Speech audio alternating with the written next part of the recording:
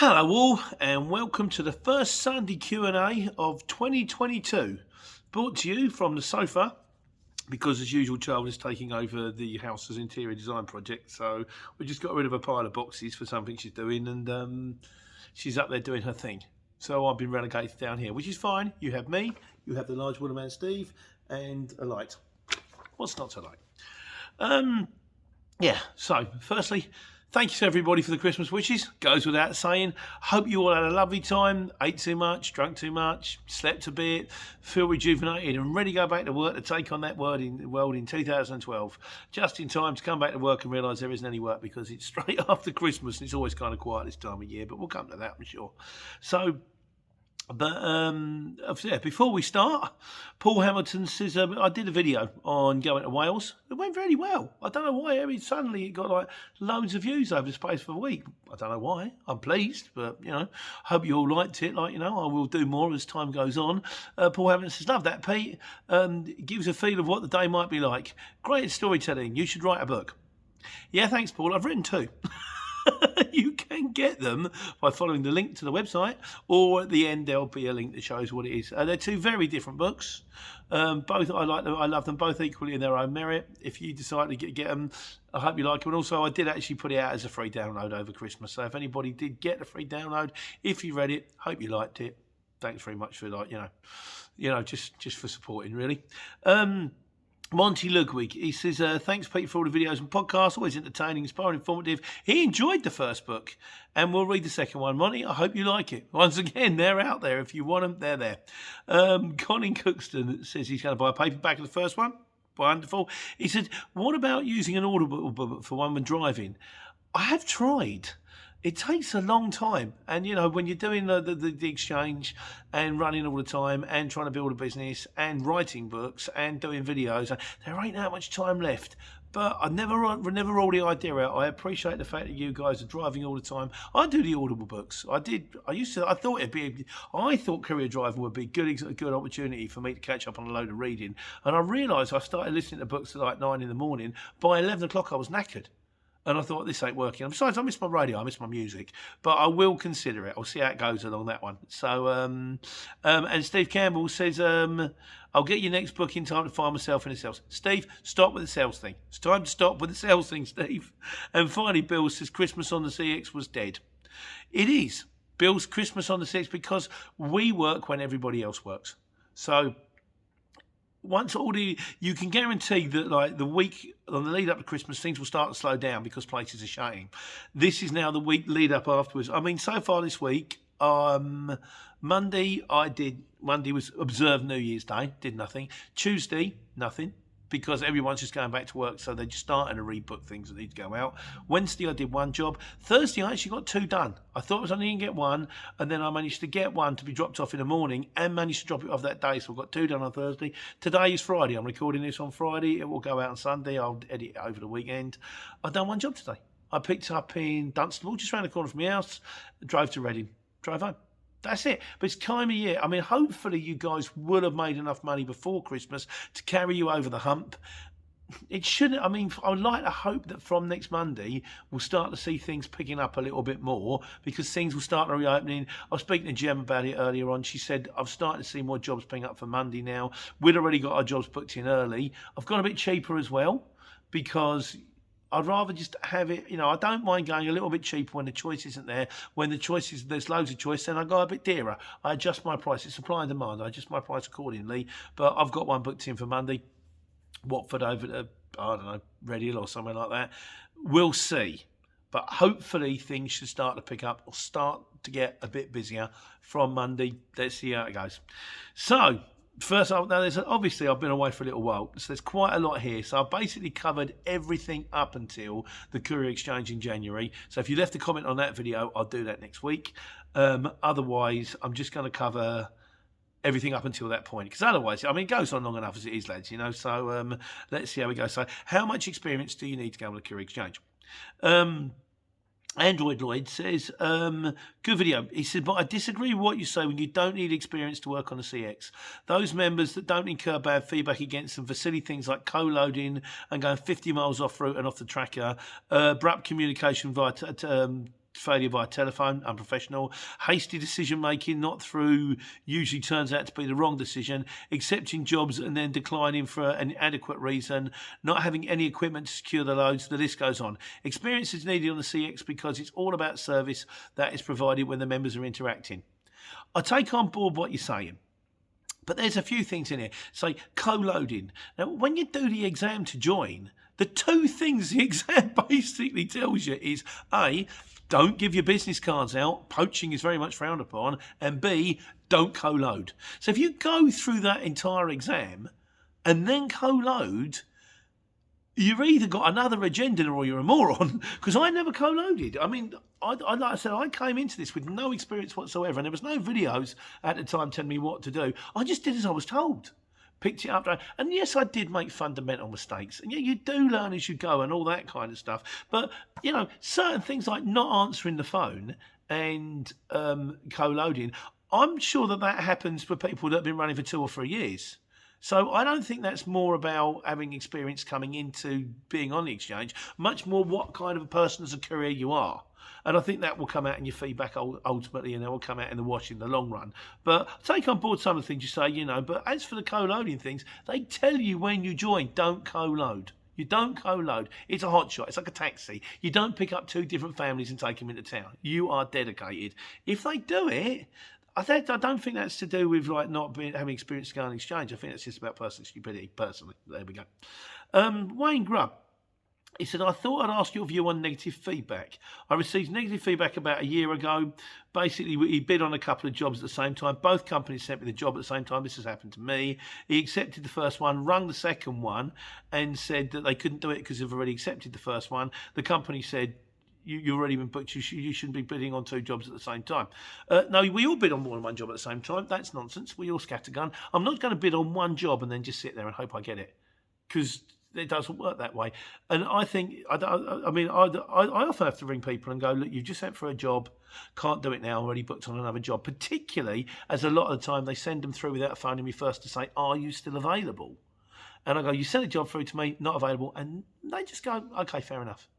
Because I've been on many jobs. We've also, bearing in mind we're a company, we've got 3-4 lorries on the go now, with 3 soon to be 4, right? We're bidding on jobs all the time, and that's not guarantee you're still free. Etiquette really says that they should ring you first. As for negative feedback, it does fall off. I think it's after about 3 months or 6 months it disappears. So it's only there for a little while. And also I think that as a shipper, you've got to be wise. If someone's got I'd rather take on someone who'd done 100 jobs with 98 positive and 2 negatives than someone who'd taken on 10 jobs, all positive. Because I think, well, they've only done 10 jobs. This one's done 100 jobs. And even with the best will in the world, sometimes things go wrong. And even with the best will in the world, sometimes things go wrong. You do sometimes get what I would say is unsympathetic shippers, where you ring them, you tell them the situation, they kind of go, it's not my problem. It's not my fault that there's an accident on the M1 and I made it there 2 hours late. But 99% of people in Straight I found are good. So as for negative feedback, wouldn't worry too much about it. Just keep ploughing on forward, doing a good job. We once had 2 negative feedbacks on. I think we got none at the moment. One was because one of the drivers we employed at the time broke down and didn't ring the shipper for an hour. We got to put our hands up on that one. And one because that was that thing I told you about. They sent a job through. We said, we can't do it, we're booked now. And they said, no, you said you've got to do it. And we put it to CX and they upheld it. And it was like, no, I still think they were wrong on that one. But there you go. Right. Why am I still in an 18 tonne? Despite the fact I passed my class 2 in, I think it's April time, I'm still driving around in a 7.5 tonne. Sorry, why am I still in a 7.5 tonne? Well, basically because I've still got a 7.5 tonne, and secondly, the other main reason is because I've not been there for a year yet, so my insurance gets a little bit dear if I want to jump in the hire truck at this point. The joke is I can drive a 7.5 tonne for an entire year, jump in the 18 tonne, my insurance goes down. I have had no experience of driving an 18 tonne whatsoever. Having said that, the one I did in my test was pretty much identical to my 7.5 tonne. The whole thing's all skew whiff anyway, but it just is anyway. But I'm basically, the reason I drive around in Alice still is because I bought Alice and I'm happy with her. Jason Burke says, if it ain't broke, don't fix it. And I agree with you, Jason. Although there are times sometimes, particularly this time of year, where you go, I ain't a lot of work out. I just see what's out there. If I had an 18 tonne, you go, oh, could have done that one. Oh, Could have done that one. It's times like that where you think, but there's always, you guarantee you're always in the wrong vehicle. Whatever you've got, you'd need ADR, or you'd need a high-ab, or you'd need a fridge, or you'd need a flatbed. Whatever you're in is going to be wrong. Godzilla's. He said there's also the small matter that if you want to drive a 7.5 ton, you have granddad rights, which is true. I could jump in. I started driving around my 7.5 ton long before I passed my class 2 because I've got granddad rights. All you need is a driver's CPC card. That's it. My CPC runs out in October. Not got around to renew it. I'm giving. He's on wait until Christmas, and then when it's quiet. What you can do with a CPC, what you're supposed to do, what they recommend, is just do one a year. But I don't really want to do one a year. I've done it, and I suppose in 4.5 years' time, I'd rather have a week off and just do it. Boom. Done, because I don't know where I'm going to be in 4.5 years' time, or if there comes a time when maybe I'm off the road for a couple of days because something happens to one of the trucks, heaven forbid. I'll go, look, I've got a day off today, I'm going to book the course. Driving hours will be the first one I book. If you're going to do anything twice, do that one. It's complicated. To main name guy, he says 7.5 ton DAFs are easy to drive and comfy. As you say, then it's nice being able to drive through 7.5 ton width restrictions and have a 2.4, and have like the right dimensions and all that kind of stuff. It goes under low bridges. I can get under 3.8 metres in mine. It's not that far different between the 18 tons, I'll be honest with you, because although the running gear is higher, the wheels are much bigger, the clearance on the box is smaller.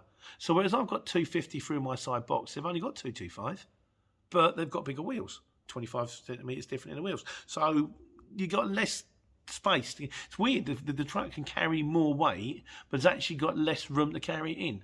Having said that, when you're loading pallets of coke or bricks, don't need a lot of room. Well, not that much anyway. He says, when my driver's CPC expired, it was a pleasure losing tacho regulations. I much prefer driving the new VW Crafter van instead. The tacho is a pain. It is a pain because you have to keep watching. You're constantly watching it all the time. Having said that, it's something you get used to. So as time goes by, you just know, right, clicking down, how long have I got, where have I got to go, better stop here. You get in a habit, you get in a routine of things. You learn how to adapt to it. It's not too painful, I did do a video on how to do like the Janet and John version of it, how I work, and it works for me. The fairest Steve Campbell says you can hire an 18 ton from Enterprise Van Hire. Steve, I think the problem with this is if you hire a truck, you're kind of hiring it on a restricted license, which means unless you put it on your license, unless you put it on your own license, which means you then got to have a space to put it on your license, you can only carry your own goods. So when they're hiring like vehicles, what they're really doing, normally 7.5 tons, and they're normally hiring it to people, members of the public with old licenses so they can move their house on a Saturday. I don't even know how much that goes on anymore, but I don't think, we put this one out to the wise guys, I'm not sure that if you hire a vehicle, you can then just run it. Like you can go, well, my lorry's broken down, so I'm just going to hire one and use that instead. Please, let's let the people know who better than me. I don't think it's that straightforward, but let me know because I know nothing. I know nothing as usual. Callum Wayne says, Pete, I was just wondering how you work alongside your business partner. Does the office book your jobs as well as the other drivers' jobs, or do you still do most of the bidding your work?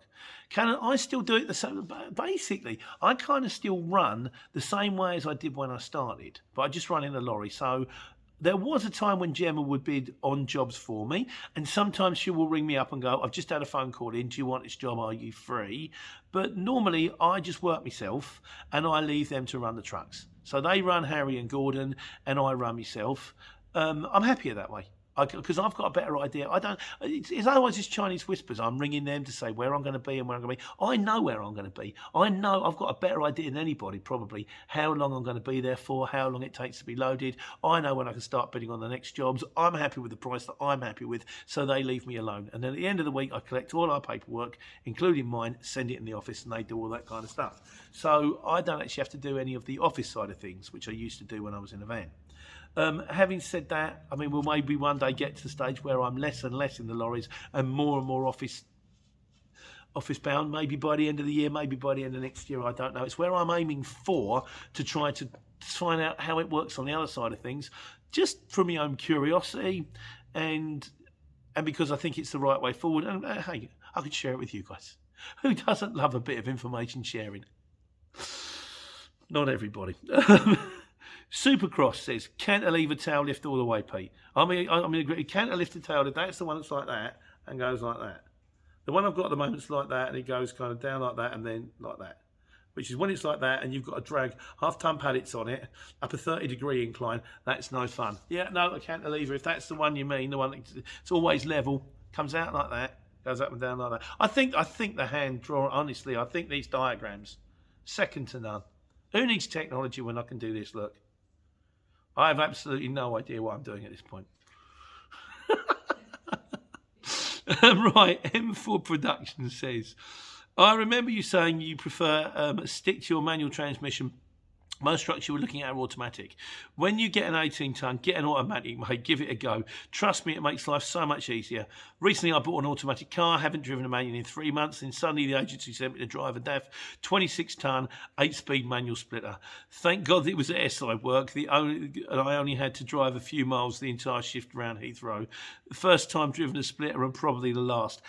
I've got to be honest with you, I'm coming around to your way of thinking. I spoke to my mate Ian down the end, and he's just bought a new truck. He's driving Arctics, and he's just bought a new DAF. And he said, I made the mistake of getting myself a manual. And he said, and I've been driving it for a while. He said, it's automatics all the way. Harry says automatics all the way. The only thing that bothers me about an automatic is the pickup on a roundabout. Or a pickup on a junction where you put your foot down, start to go, and you go, whoa, nothing's happening here. But you do the kick down thing, and I think it's something you'd get used to. I think, no, I will go for an automatic. Also, I'm not getting any younger, and my knees hurt. So, yeah, I think I will be. And Harry's got a really cool automatic. He's in the Merc. He's got this thing. It looks like the throttle of a space shuttle. I want one of them. Still like my gear sometimes, though. When you're in the open road and you're in a sort of A road, you come over the hill and you bang it in a gear and you think, oh, this is all right, this. Anyway, but I still think you're right. I think I've got to take you. I think I will, when I look for my 18-ton, I will look for an automatic. Or what will probably happen is eventually we'll get enough drivers on board and we'll get fleet, and then I'll have to drive whichever truck is free because I'll be the spare man, which will be good because it means that I'll get to drive each truck and make sure it's all okay. We'll see. Watch your space. Who knows? Right. Also did that one on Worst Job, Best Job, where I wound up in the middle of Stratford. Oh, mate. Stuck in the middle of Stratford, where you get no signal because it's like being in a concrete bunker, with 4 pallets of very expensive perfume, 2 broken lists, thinking I have to get up a flight of stairs with these. I'm going to have to leave one. I've got no idea how I'm going to get out of that. Like I say, not every job is a winner, but it's always a challenge. And it's interesting.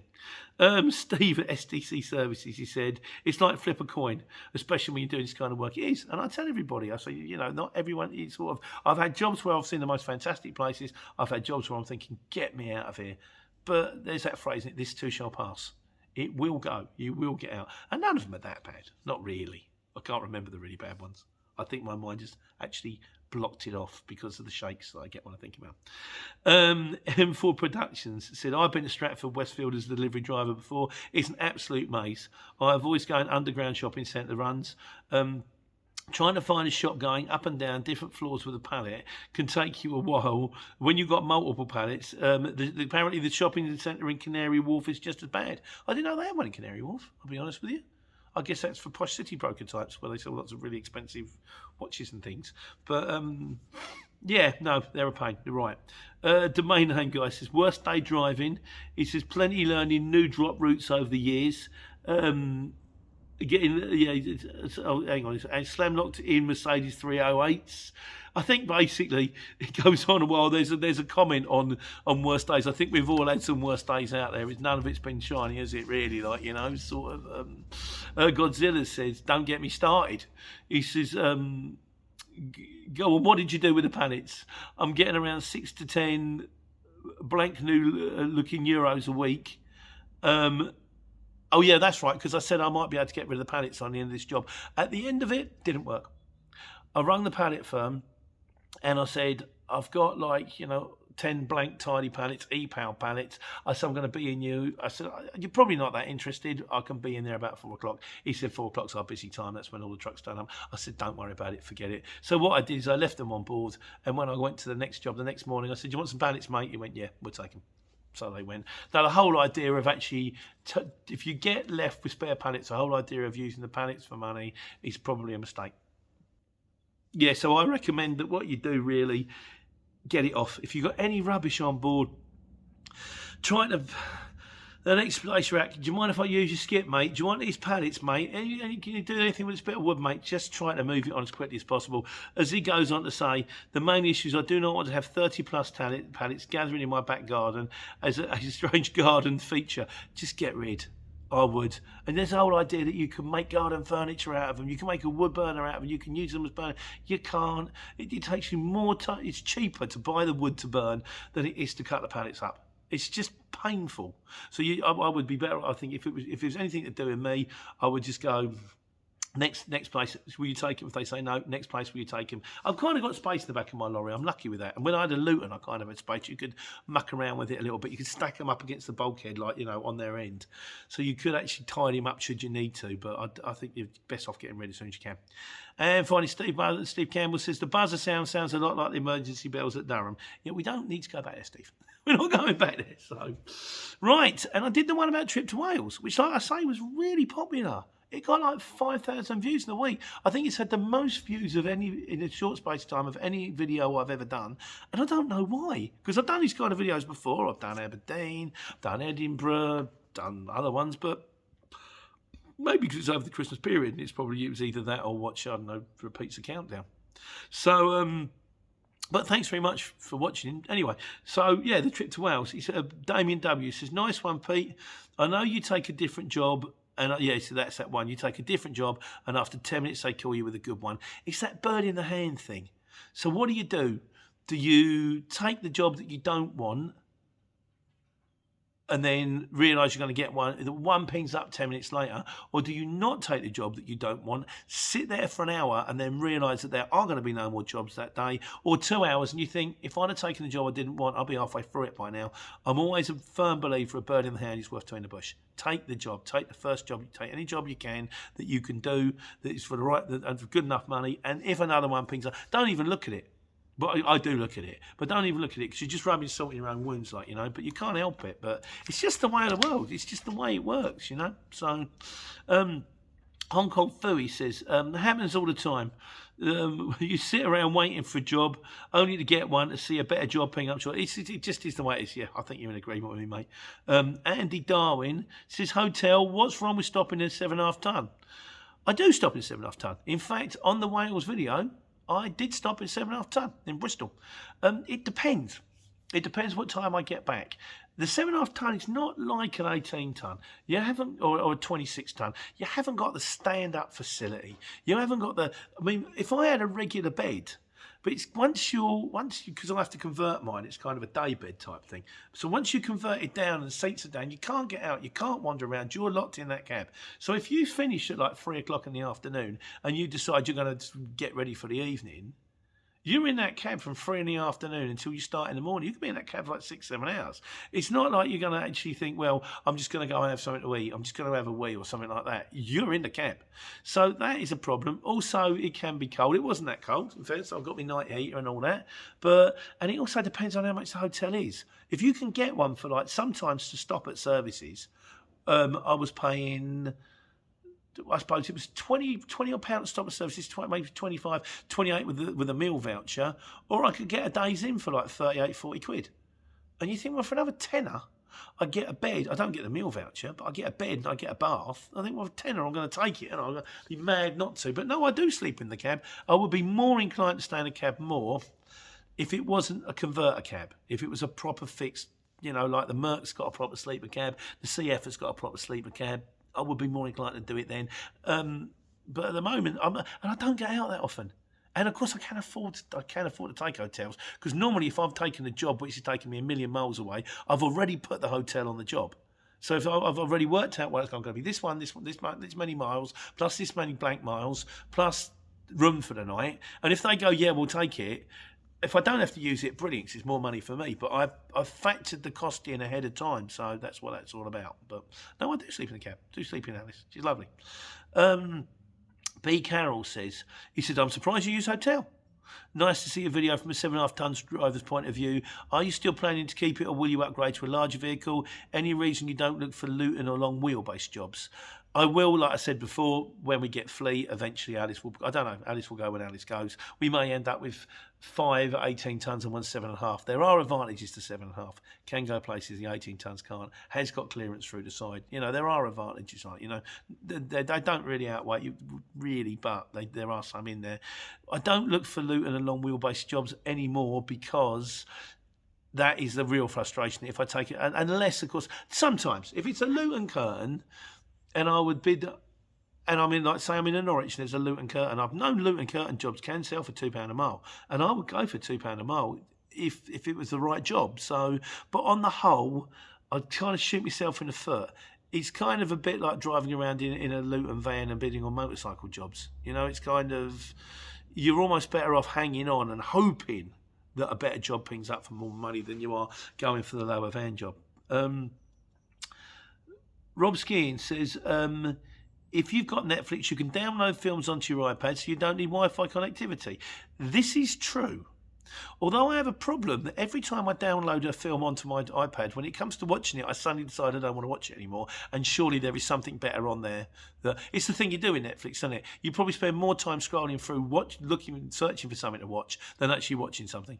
When you think, if I just put something on, like, I think that's why they now have that button, play me something, because you just spend so much time scrolling through it. But yeah, you can do. I should do that, really. But the other thing is, a lot of the time I don't know if I'm going to be out or not, and I've got that pad thing now, and it works well. It wasn't dear.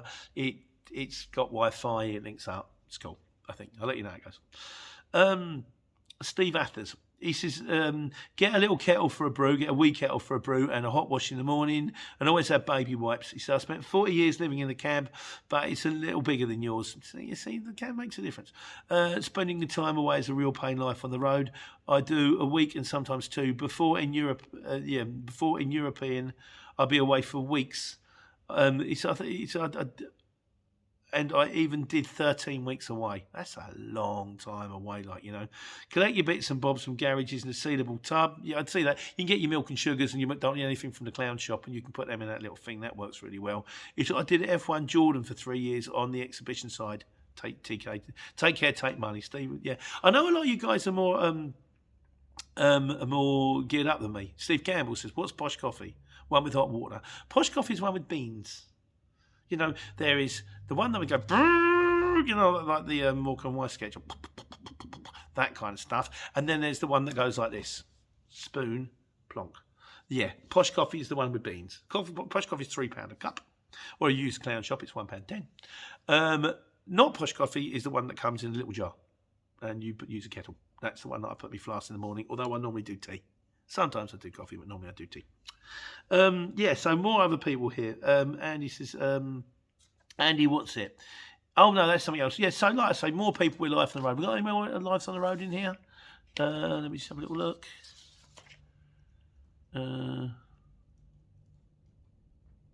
Don't think so. But no, if I was on the road more often, I would be more organised. I may even do one of those cooking on the road where you get a little stove and you walk and you do it. I can cook. I'm not brilliant, but I can cook, a little bit. I do like the old curry and the old pastry thing. It's not rocket science. They've taught me how to do it. I've got some of that Gusto stuff, followed the instructions, that kind of thing. But I'm just not on the road enough. So Marks and Spencer sandwiches for me. So we've done the thing about when they come out of McDonald's, the kids just staring at their phone. I sat there at McDonald's and watched 2 18-year-old lads, 17-year-old lads, sit opposite each other, stare at the phone, maybe despair. Andy, what's it? He says, I saw 4 young people get into a car. The driver put the car into gear, and the very second the car moved forward, all the passengers at that moment, like drone people, took out their phones and looked at their screens. I was riding behind them for a good 2 miles. He said the 3 of them just basically stared at their phones, not speaking to each other. He said it's incredible.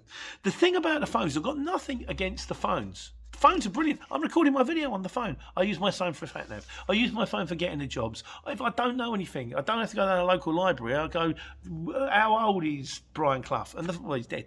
I should. I'm not good at football. And it will tell you they're brilliant, but you've got to use them responsibly.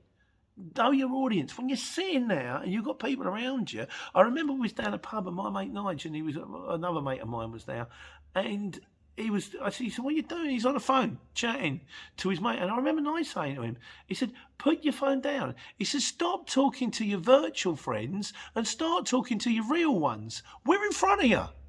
So you just got, it's down to you. Nothing wrong with phones. Nothing wrong with technology. It's the way you use it. That's what it's all about, like, you know. So, right, now, was that one, the end of that one? Yeah. Carl Hussein, he enjoyed the video. Thank you, Carl. He said, a little off topic. Oh, yeah, so when you was reversing back into the van, there was an original minivan part next to the modern Mini. Talk about little and large. He said, thanks for posting. I'm dead lucky, Carl, where I put, because the family's all Mini. My wife started it. She loved Minis, and I went, okay, we'll get one. So we've always had Minis. She had a Mini, then we had a Countryman. The child is now driving the Countryman. My wife has got a brand new car. She doesn't drive the brand new car. It sits on the driveway and looks pretty because she doesn't need to work in it anymore. But I don't mind. I'm fine about the fact that I'm driving a vehicle all day, every day, which costs about a quarter the price of a car. Not bitter. I'm not bitter in any way at all. I don't mind. I'm paying for a car now in any way, shape or form. And I've got my old Mini. So, but where I park the lorry, bang opposite us, is Dan the Mini Man, and he's a mechanic who specialises in Minis. So it's dead easy. I mean, today, in fairness, I parked the Mini up and needed new tyres. I went to work. When I come back, the Mini was done, 2 new tyres. It's got to do MOT on Monday. I will park the Mini up. When I get back, there'll be an MOT certificate sitting on the driver's side passenger seat. I'm dead lucky, and he really knows his stuff. I said he should do a YouTube channel just about Minis, and he thought about it, but he hasn't. So, what can you do? Not everyone's camera mad like me. Right, so yeah, there was another guy on the road. I knew there was another one. Wilma Wood. He says, no matter what you're driving, if you're on the road, you got to earn a crust. He said, quick tip: get yourself a gas cooker, lad. Hot water for washing and coffee. SQ pan for meals proper. Happy New Year. Yeah, I have looked at it, but like I say, I do flasks. I'm that organised. I do actually make 2 flasks in the morning. They tend to last me all day, and I've got 2 bottles of water and squash. That tends to last me too. But I appreciate you guys are out on the road all the time. You can get pretty bored of like takeaway food very quickly, like, you know. So you might want to do your own thing. But for me, I'm just not away enough to justify it. It's just not there, you know. Charlie Bronson says, and he's on the Amazon. He says Amazon is a complete joke. He says, I've delivered them for 4 years. At the beginning, it was fine. I was doing around 120 drops per route and finishing in reasonable time. But every year, the drops have increased and the pay barely moved. I eventually left the job in May 2020 after averaging 200 to 300 parcels a day. The strain on the mind, body, and the van, it's not worth it anymore.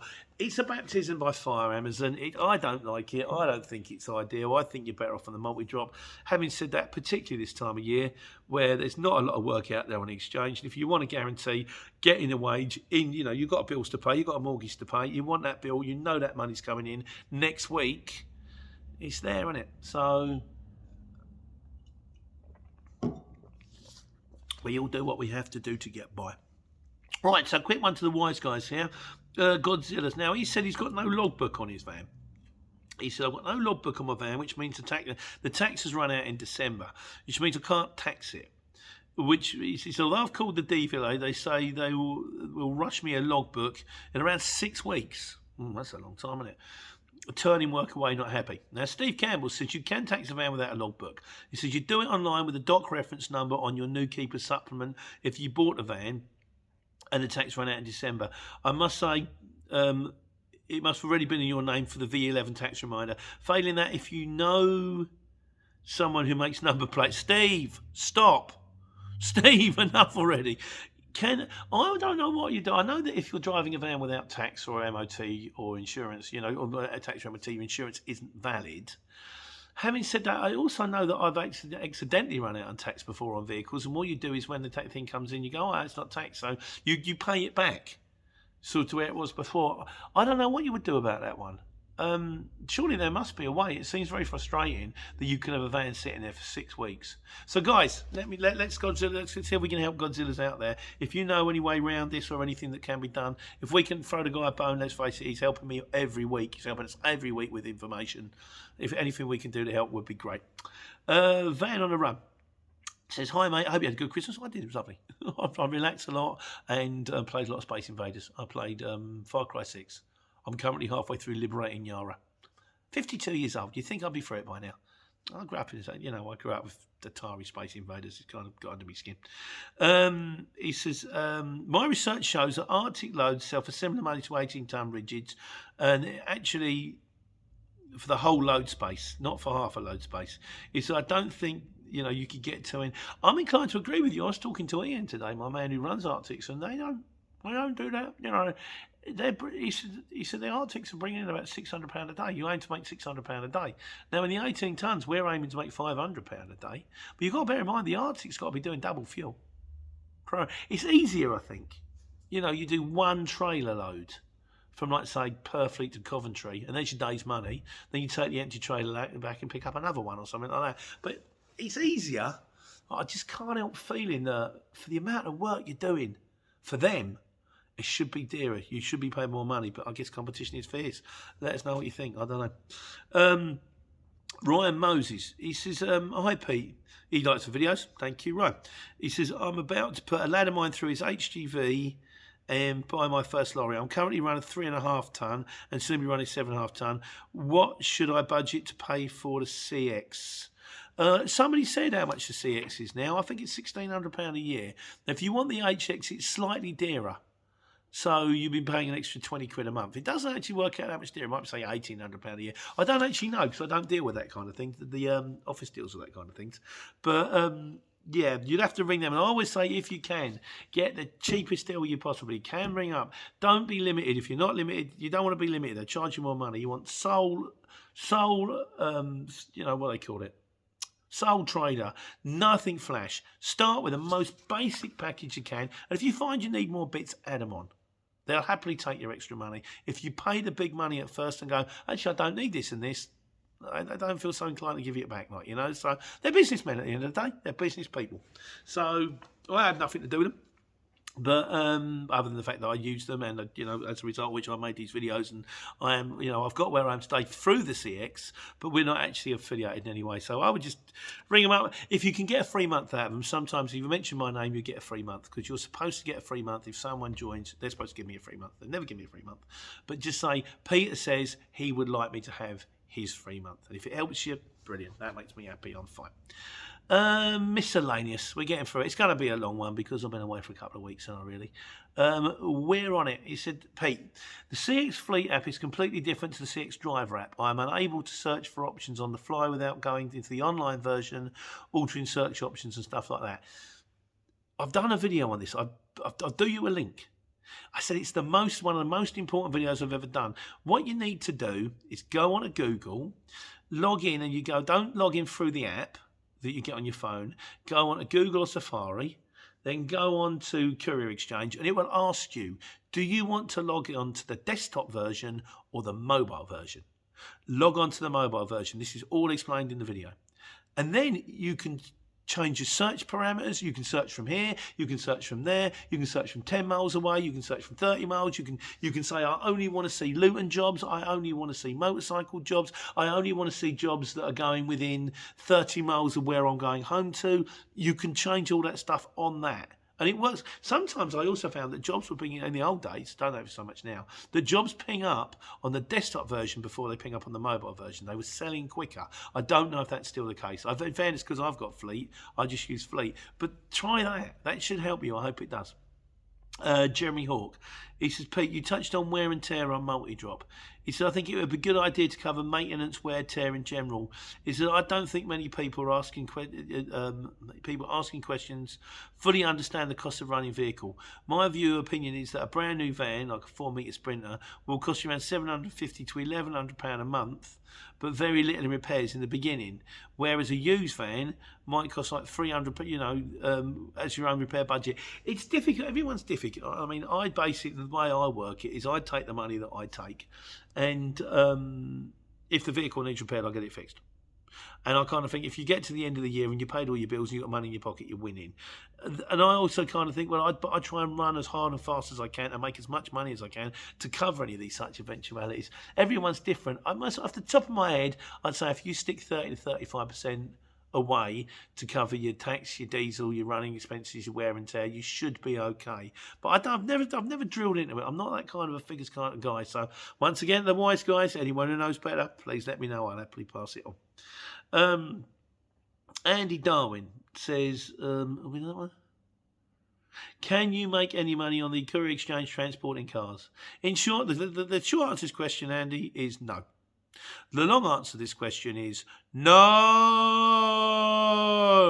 It's a shame you can't. You get the very, I mean, there was a job up before Christmas, needs to pick up a Luton van and has to be brought back. And that job was on there for quite a while. It's not really a car transporting kind of thing. There are certain, you'd be better off if you've got a car transporter finding something a bit more specific, or maybe with a breakdown thing. Well, that doesn't really work, does it? But yeah, no, there's not that many jobs on the exchange for transporting cars, I'm afraid. Sorry. Ginatus Nick says, Pete, thanks for the questions. He says, I feel I make a statement. The Luton drivers here, as what they use. He says, no. He says none of us should charge less than £1, £1.50 a mile, unless on a really long journey, because basically it's a heavy, large vehicle consuming a lot of diesel. It's expensive servicing, van, wear and tear tyres, all this kind of stuff. And he says, there's absolutely no reason why you should charge any less money than £1.50 a mile. The problem we've got with that one, is the fact that the exchange is a bidding site.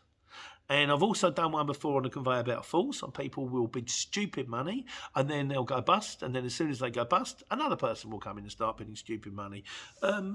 Also, the problem is you're up against the fact that I might be in a Luton van and I might be sitting in Brighton, and a job might ping up to, to my yard. It might be going to say, I don't know, Smart Touch paint hire. And I go, that's taking me exactly home. And because it is exactly the job, I'm going to go, I so want that job. I'm parked opposite it, and it might be the place opposite me, go out to my yard. And so all I've got to do is knock on the door, pick it up, drive home. So I'm going to be that cheap. Yes, there are certain prices you really shouldn't go down below, but you can't. There's so many imponderables. You can't fox that one. I do think you're right. I always try to go... I try to get the best I can. So now, but then having said that, also this time of year, I've noticed there was very few jobs on there. So I've lowered my prices a little bit because I'm fed up with sitting there bidding on a job, not winning, bidding on a job, not winning, bidding on a job, not winning, than going home because there's no jobs. So I'd rather do something a little bit cheaper. But you do get to the point where you go, well, that is the cheapest I can do. If someone else wants to do it for less money than that, let them. Because I ain't going to work for nothing. As my mate Dave the Chris always said, plenty of work for those that work for nothing. I'd rather let someone else do it, let them do their diesel, let them end up in the middle of nowhere, let them come home and go, what'd I do that for? Because you've got a bottom line. Everyone's got a bottom line. What your bottom line is, unfortunately, isn't dictated. It's down to you.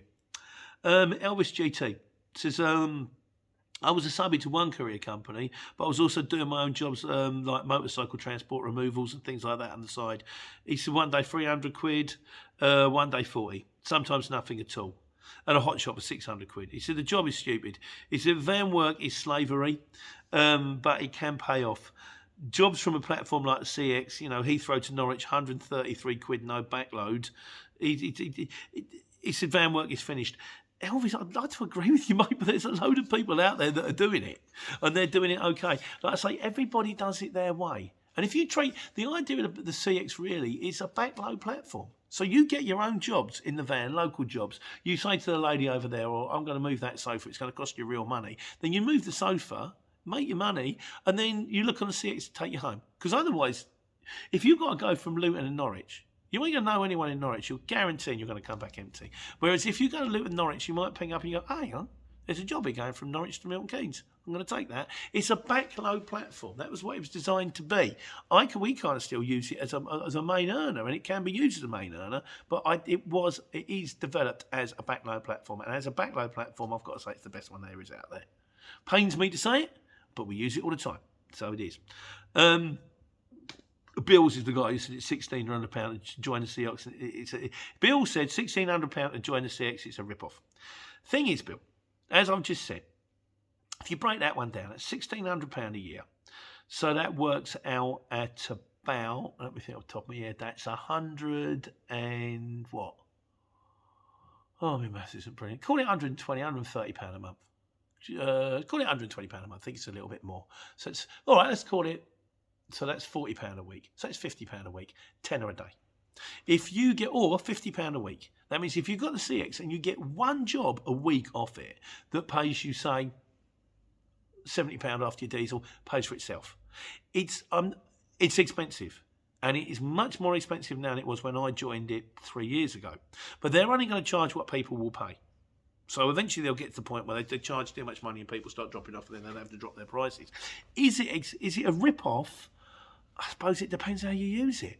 It's up to you at the end of the day. I'm not telling anyone to do it. By all means, turn it in. Makes no difference to me. You know, sort of, and if you do think it's too expensive, I've known people that have been on the CX for a lifetime that have gone, I'm not paying it anymore. My mate's simple, Brian, don't pay it no more. If he needs a truck, he rings me. So they've had enough. And some people will have had enough. It's all down to you guys. I never tell anybody what to do. It's all down to you.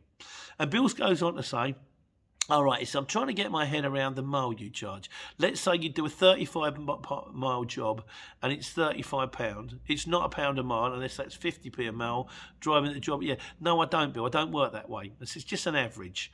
On average, I try to, on my jobs, when I was driving a Luton van, I would try to get around 110 a mile. So if it came in, that's how I'd bid the job. So if a job came in at 60 miles or 100 miles, I'd go, right, I'm going to put in a bid for 110 quid. And it'd have to be relatively close to me, and I'd have to hope I could get a job back. If the job was only going to go 10, 15 miles, I wouldn't put a bid in for £15. I'd put a bid in for, what my minimum was, about 60, 50, 60. If it was going from Milton Keynes to Leighton Buzzard and I was in Milton Keynes, I might bid in 40 quid. Because I'm going home that way anyway. But it's not, as I've said before, it's not like I can give you a graph and say, if you're here at this time with this vehicle, you need to charge this much money because that's the right money. It don't work that way. It's emotional. It's kind of a feeling. You charge what you want to charge, and hopefully you'll make a go of it. All I try to do here is all I ever do is tell people what I've done wrong, what I've done badly, what I've done really badly, what I've done really wrong, and just try and give you a rough idea of how I think it works. But at the end of the day, it's just my opinion, and my opinion's worth nothing. Really isn't. I've only been doing this for 3 years. I still don't know what I'm doing. I ain't got a clue.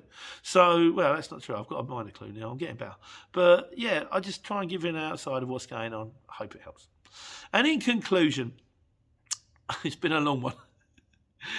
Well, you've done an hour from Wales. I'm sure I'm sure most of you turned off by now. Jeff Seymour says, hi, Pete. I feel your pain about what is it with the High Wycombe roundabout? It's bizarre. Who decided to do a roundabout and then carve the road straight through the middle of it? That's just mental. Jeff Seymour says, I feel your pain. I do the Hemel Hempstead roundabout in my 7.5 tonne, and I do the junction at High Wycombe every other day on my way back from Reading. Hemel Hempstead I can deal with. It's just 6 mini roundabouts on a bounce. Just happens to be there on another roundabout. But the High Wycombe one is just like, dang on, this lane's going where? What? Hello? I'm sure people from High Wycombe going, my roundabout's fine, your Hemel one's nightmare. Who else has got a difficult roundabout? Please, add it in the comments. Dave Winter, because I've got the new Jaws sweatshirt going on at the moment, and he says, nice Jaws sweatshirt, be lucky. I'll find him for 3, I'll catch him and kill him for 10. And my final one today, final one from Taj Patel, who says, because I said about tea coffee with Zig and Zag on the Wales video, he said the official term for tea coffee is cough tea. I suppose it would have to be cough tea, because if it wasn't cough tea, it would be toffee. And that would be something else.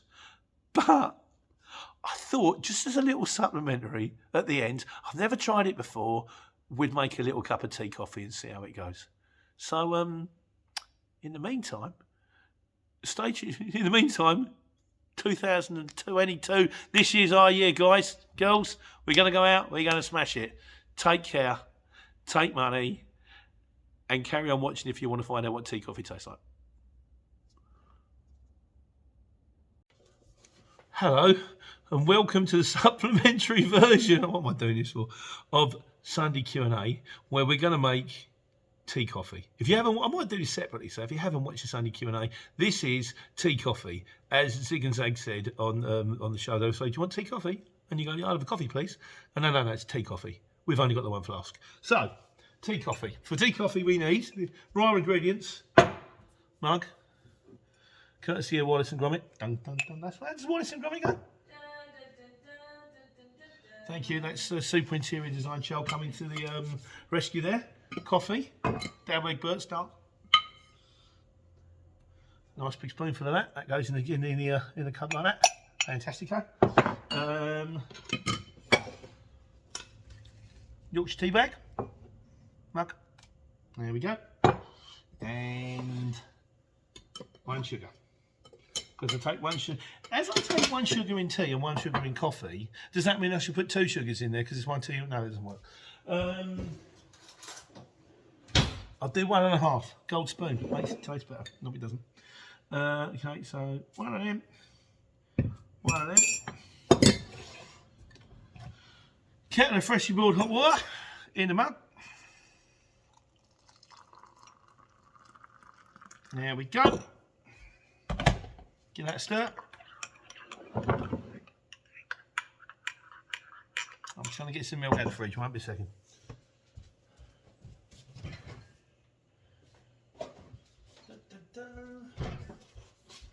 Our milkman used to deliver milk in glass pints. I prefer glass. It's sort of environmentally friendly and it's sort of I don't know, what would you call it? Nostalgic. Now everything comes in plastic. I use single-use plastic. I use flasks. Right, so there we go. Tea, coffee. Have the tea, have the coffee, have the milk, have the sugar. Give the bag a rinse. Ouch. Ouch. Ouch. Right. Comes a litmus test. Tea, coffee. I'll let you know what I think.